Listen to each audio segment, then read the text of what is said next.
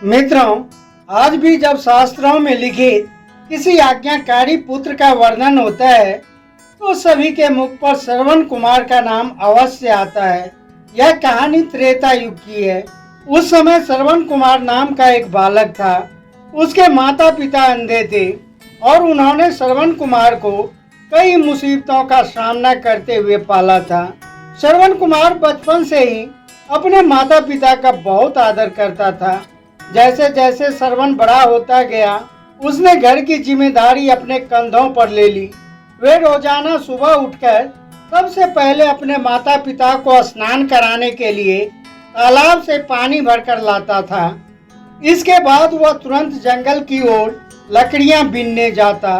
फिर लकड़ियां लाने के बाद श्रवण चूल्हा जलाकर माता पिता के लिए खाना बनाता। श्रवण को इतनी मेहनत करते देख उसकी माँ हमेशा उसे मना करती थी, फिर भी श्रवण नहीं मानता था। वह कहती थी, श्रवण बेटा, तुम इतना सारा काम अकेले क्यों करते हो? खाना तुम मुझे बनाने दिया करो, मैं आसानी से खाना बना लूंगी। इसके बदले तुम थोड़ा आराम कर लिया करो। बेटा, तुम भी सारा दिन काम करते करते थक जाते हो। इस पर श्रवण कहता, माताश्री, मैं सारा काम आप ही लोगों के लिए तो करता हूँ, भला अपने माँ बाप के लिए किए गए कामों में कैसी थकान, उल्टा मुझे तो खुशी मिलती है। श्रवण कुमार की बातों को सुनकर उसकी माँ भावुक हो जाती। वह रोज भगवान से प्रार्थना करती, प्रभु, इतना ध्यान रखने वाला श्रवण जैसा बेटा हर माता पिता के घर पैदा हो। इस पर श्रवण कुमार के पिता ने कहा, तुम सच कह रही हो। श्रवण जैसा बेटा पाकर हम माता पिता का जीवन सफल हो गया। श्रवण के माता पिता नियमित रूप से भगवान की पूजा आराधना किया करते थे। श्रवण उसके लिए फूल और पूजा की सामग्री लाता, फिर खुद भी बिना देर किए माता पिता के साथ पूजा में शामिल हो जाता। श्रवण कुमार जल्दी से घर के कामों को खत्म करके बाहर काम पर निकल जाता। एक दिन श्रवण कुमार अपने माता पिता के साथ बैठा था। तभी उसने श्रवण कुमार से कहा, बेटा, तुमने हमारी हर ख्वाहिश पूरी की है। अब हमारी केवल एक ही इच्छा है जिसे हम पूरी करना चाहते हैं। इस पर श्रवण कुमार ने कहा, माताश्री, ऐसी कौन सी इच्छा है जिसे आप पूरा करना चाहते हैं? आप केवल आदेश दें, मैं आपकी हर ख्वाहिश को पूरा करूंगा। श्रवण कुमार के माता पिता ने कहा, अब हम बूढ़े हो चुके हैं और हम चाहते हैं कि मरने से पहले तीर्थ यात्रा के लिए जाएं। भगवान की शरण में जाकर हमें सुकून की प्राप्ति होगी। अपने माता पिता की बात सुनकर श्रवण कुमार सोचने लगे कि वह उसकी इच्छा को कैसे पूरा करेगा, क्योंकि उसके पास कोई साधन भी नहीं था। साथ ही उसके माता पिता नेत्रहीन थे। ऐसे में भला उन्हें तीर्थ यात्रा कराना कैसे संभव होगा? श्रवण बोला, पिताश्री, माताश्री, मैं आपसे वादा करता हूँ, मैं आपको तीर्थ यात्रा पर जरूर लेकर जाऊंगा। श्रवण कुमार उपाय सोचने लगा और उसे एक युक्ति सूझी। श्रवण कुमार दो बड़ी टोकरी लेकर आए। उसने उन दोनों टोकरियों को एक मजबूत डंडे में मोटी रस्सी के सहारे लटकाकर एक बड़ी सी कांबड़ बना ली। फिर श्रवण कुमार ने उस कांबड़ में अपने माता पिता को बारी बारी से बिठा दिया। उसके बाद कांबड़ को अपने कंधों पर लेकर उन्हें तीर्थ यात्रा पर लेकर निकल पड़ा। वह लगातार कुछ दिनों तक अपने माता पिता को एक के बाद एक सभी पवित्र स्थलों पर घुमाने लगा। इस दौरान श्रवण कुमार की ख्याति दूर दूर तक फैल गई कि वह अपने माता पिता को कांबड़ में बिठाकर तीर्थ यात्रा पर निकला है। चलते चलते वह एक नदी किनारे पहुंचा। तभी वहां नाविक जो था उसने नदी पार कराया।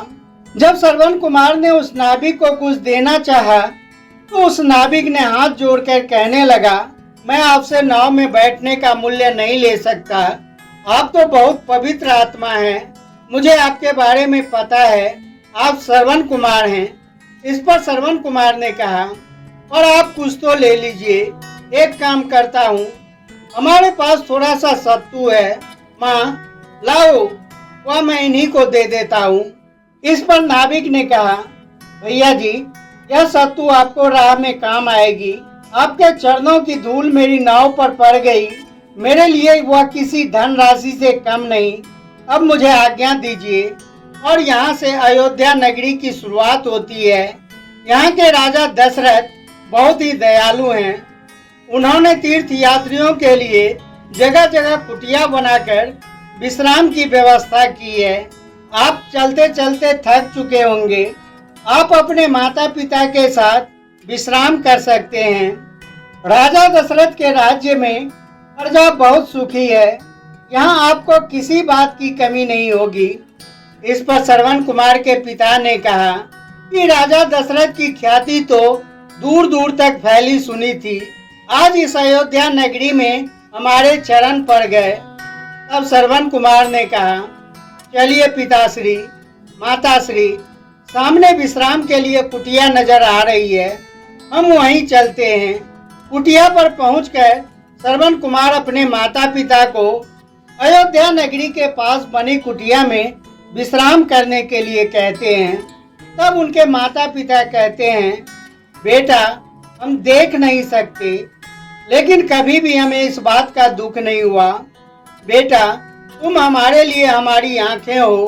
तुमने हमें जिस तरह से सारे पवित्र स्थानों की कथा सुनाकर और उसके दर्शन कराए हो, ऐसा लगता है जैसे प्रभु का दर्शन हमने अपनी आंखों से कर लिया है।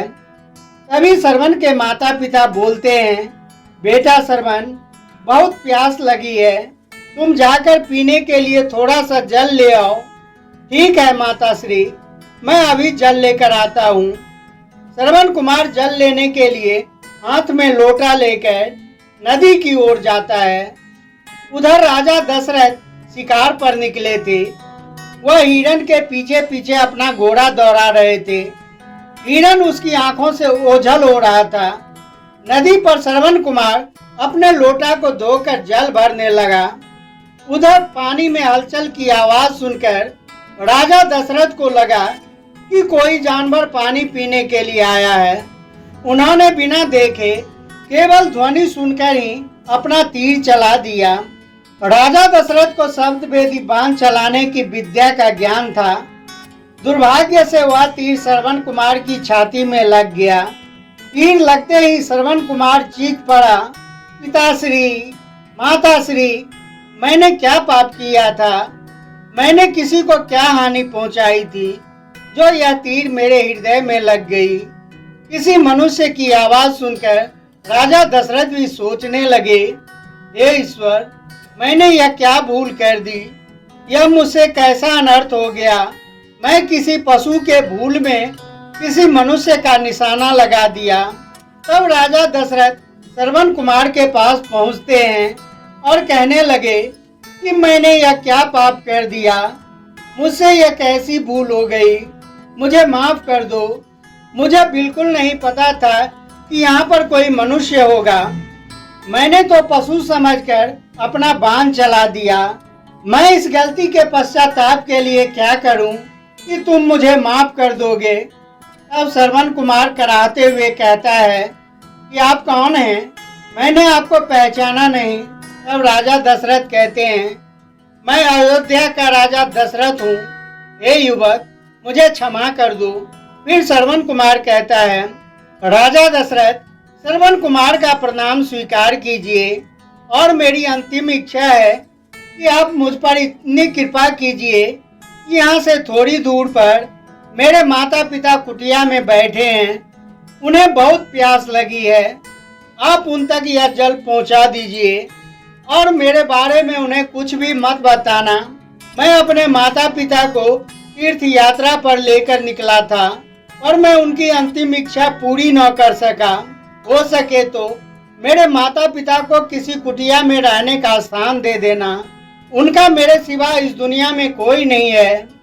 इतना कहते कहते श्रवण कुमार की सांसें रुक गई।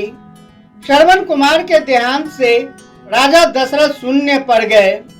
उधर श्रवण कुमार के व्याकुल माता पिता उनकी प्रतीक्षा कर रहे थे। श्रवण कुमार के माता पिता ने कहा, अभी तक श्रवण कुमार जल लेकर नहीं आया। बहुत देर हो रही है। पता नहीं, मेरा मन बहुत घबरा रहा है। न जाने मेरे मन में कैसे कैसे बुरे विचार आ रहे हैं।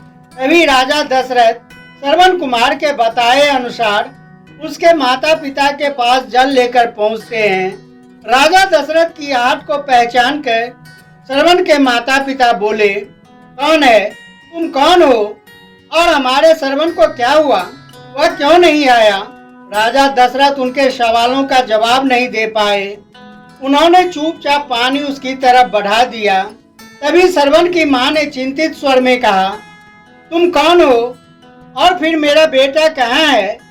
यह बताते क्यों नहीं हो?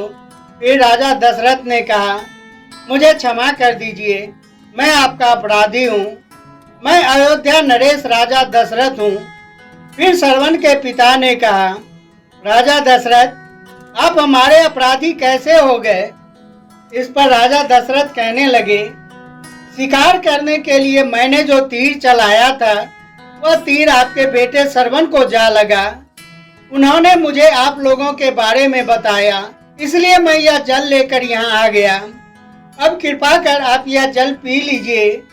श्रवण कुमार के माता पिता कहने लगे, हम प्यासे ही मर जाएंगे, पर तुझ पापी हत्यारे के हाथों से जल नहीं पी सकते। तुमने हमारे इकलौते बेटे को एक पशु की भांति अपना निशाना बना लिया। मेरा बेटा श्रवण, मेरा लाल। राजा दशरथ, हम तुम्हें दंड तो नहीं दे सकते, पर मैं तुझे श्राप देता हूँ कि जिस तरह आज हम पुत्र वियोग में तड़प तड़प कर अपना जान दे रहे हैं, उसी प्रकार तुम भी एक दिन अपने पुत्र के वियोग में तड़प तड़प कर मरेगा। और उसी क्षण श्रवण कुमार के माता पिता के प्राण पखेरु उड़ गए। श्रवण कुमार के माता पिता के श्राप के परिणाम स्वरूप ही राजा दशरथ को अपने पुत्र राम से दूर रहना पड़ा था।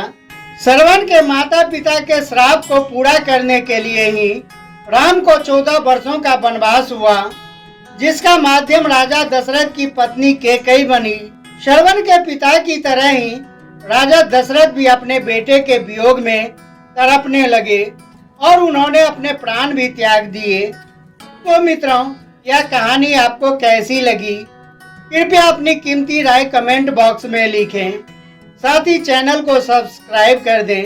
फिर मिलते हैं एक नई शिक्षाप्रद कहानी के साथ। आप सभी दर्शक बंधुओं का बहुत बहुत धन्यवाद।